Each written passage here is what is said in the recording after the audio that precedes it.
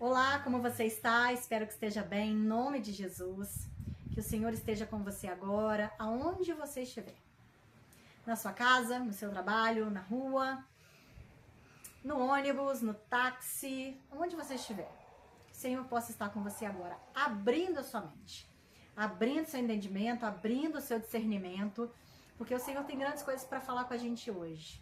Essa palavra queima meu coração já tem um tempo, mais de um mês. E eu estava esperando a hora certa de vir falar sobre ela com vocês. Uma palavra linda, uma palavra que vai libertar corpo, alma e espírito. É assim que é a palavra de Deus e nós cremos que o Senhor é poderoso para isso. Vamos comigo agora para Atos dos Apóstolos. Atos, capítulo 6. O versículo que nós vamos ler é o versículo 29 e 30. Vamos lá. Eu vou ler com vocês. Quando Moisés ouviu isso, fugiu do Egito e foi morar na terra de Midian. E ali nasceram 2 filhos dele. 40 anos mais tarde, quando Moisés estava no deserto, perto do Monte Sinai, um anjo apareceu a ele, no meio do fogo de um espinheiro que estava queimando. Esse é o episódio, essa é a parte que resume um pouco da vida de Moisés. Fala da fuga do Egito e fala da sarça ardente. Dá uma pincelada na vida dele, né? Ele casou com a filha de Jetro, teve 2 filhos no deserto, casou com a filha de Jetro e ficou 40 anos ali, dentro daquele deserto, dentro daquela situação de deserto. E aí depois, o Senhor, através de uma sarça ardente, chama-o para voltar de onde ele estava. Voltar para o lugar que foi a vergonha dele, que ele teve que fugir para libertar o povo de Israel. Antes disso, Moisés, quando nasceu, ele foi colocado em um cesto, porque naquele momento os hebreus estavam sendo oprimidos, as crianças, os meninos estavam sendo mortos, e a mãe dele, Joquebede, colocou ele num cesto. E ele acabou sendo criado até os 4 anos pela mãe, e depois disso ele foi criado pela filha do faraó, até ocorrer a situação dele ver um soldado egípcio batendo em um hebreu, e ele matou esse soldado egípcio, e ele teve que fugir depois disso, e aí ele foi para o deserto. Perceba a vida de Moisés, uma vida em que ele defendeu os hebreus. Ele começou sendo atacado, oprimido desde muito pequeno, sendo ameaçado, a vida dele sendo ameaçada desde muito pequena. Depois ele foi para dentro do palácio, viveu uma realidade totalmente diferente que os hebreus estavam vivendo, que o povo dele estava vivendo, o povo de sangue estava vivendo. Ele aprendeu ali dentro do palácio a viver como um rei, viver como um príncipe. Fugiu, porque ele defendia o povo dele, o povo da mãe, dos antepassados, e foi viver no deserto. Pensem, deserto. Os crentes têm muito isso, né? Eu estou vivendo um deserto. Mas eu queria chamar a atenção de vocês para a seguinte reflexão. Quando a gente fala do deserto do povo de Israel, e a gente traz essa alusão com o deserto que a gente vive, que é a nossa fase de processo, nossa fase de libertação antes da fase em que nós vamos viver a promessa do Senhor, fase de libertação, de cura, né? Antes da fase que nós vamos viver as promessas. Quando a gente faz essa alusão do deserto para o povo de Israel e para a nossa fase de deserto, nós não pensamos em Moisés. Nós pensamos no povo de Israel. Mas poucas pessoas entendem o que era aquele deserto, o que eram aqueles 40 anos de deserto para Moisés. E aí eu quero chamar vocês para pensar. O deserto que o povo de Israel atravessou por 40 anos, tendo milagres, vendo milagres, nuvens e tal, guiando, protegendo do frio e tal. Esse deserto, ele era deserto também para Moisés? Será? Aquele deserto era o propósito de Moisés. Todo mundo sabe disso. Tanto que ele não entrou na Terra Prometida. Ele viveu ali no deserto. Mas antes dele receber aquele chamado na sarça ardente, ali naquele momento da sarça ardente, ele já tinha vivido 40 anos no deserto. Ele se especializou em deserto 40 anos antes. Ele se especializou em criar animais no deserto. Ele era pastor. Em colocar animais, ovelhas, para pastorear em ambientes hostis que era o deserto. Ele se especializou em criar filhos no deserto. Ele se especializou em casamentos no deserto. Ele se especializou em famílias, em tendas. Ele se especializou em deserto. Moisés era um especialista em deserto antes de ser colocado para cumprir o chamado dele no deserto. O que eu quero chamar a atenção para você é: você consegue saber, você consegue mapear qual é o seu chamado, qual é o seu propósito e qual é a sua missão.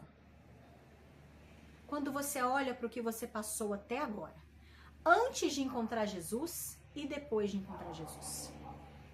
O Senhor, assim como fez com Moisés, cria você, leva você, guia você desde que você nasceu, com experiências positivas e negativas, que vão te ajudar a cumprir esse chamado, que vão te tornar especialista em chamado, no chamado que ele tem para você. Então eu vejo muitas vezes muitas pessoas recebendo chamados do Senhor, né? Propósitos sendo revelados. Quando eles são revelados? E as pessoas dizendo: eu não tô pronta, eu não consigo, esse propósito não é para mim, esse chamado não é para mim. Isso é uma mentira que o diabo está colocando na sua cabeça. Isso é um sofisma, isso é uma crença de não merecimento e de não capacidade que o diabo está colocando na sua mente para impedir que você cumpra o seu chamado, a sua missão, o seu propósito. Entende? Você foi capacitado por Deus a sua vida toda para cumprir o chamado que você tem. Então pode acontecer às vezes que você recebeu um chamado, você descobriu o seu propósito e você está se achando: não sou capaz, não consigo, ai meu Deus. E às vezes outra vertente, outra parte das pessoas não sabe qual é o chamado.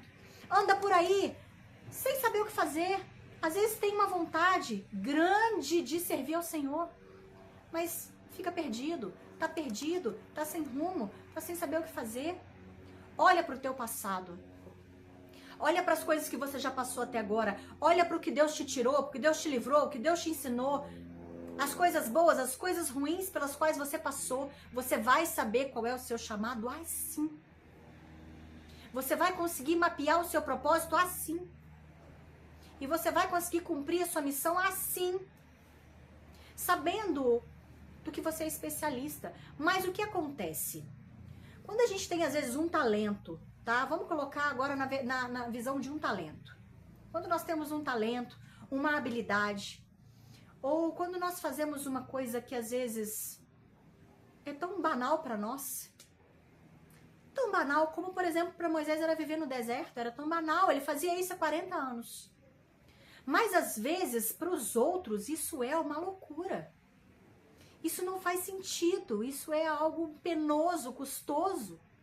Mas para Moisés, por exemplo, ali, era muito óbvio viver no deserto, era muito tranquilo, ele viveu 40 anos ali, criou família. Ele pastoreava no deserto, mesmo no ambiente tão hostil. E ele não tinha nem nuvem de fogo, ele não tinha nem nuvem para clarear, nada desse tipo, para guiar, nada assim. Ele viveu 40 anos sem nada, entende? Então, é muito comum a gente olhar para as habilidades que nós temos e falar: isso é banal, desvalorizar o que nós temos. Porque é muito habitual para nós, é muito tranquilo. Mas, irmãos, essa habilidade, essa especialidade que você tem, isso é o que Deus vai usar para que você possa transbordar na vida das pessoas, para que você possa cumprir o seu chamado, atender o seu chamado, cumprir o seu propósito e realizar a sua missão. É o propósito, tá aí, do que você acha mais fácil de fazer.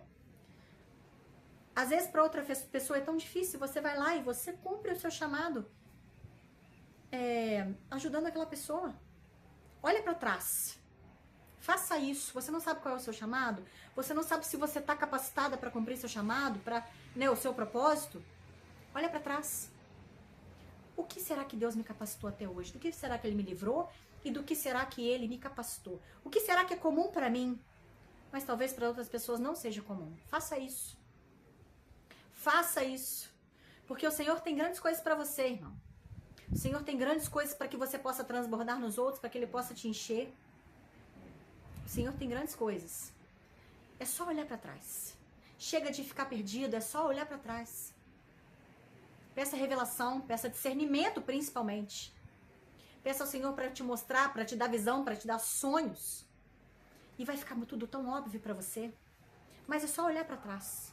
O que foi que o Senhor me capacitou? Em nome de Jesus, eu quero orar por você.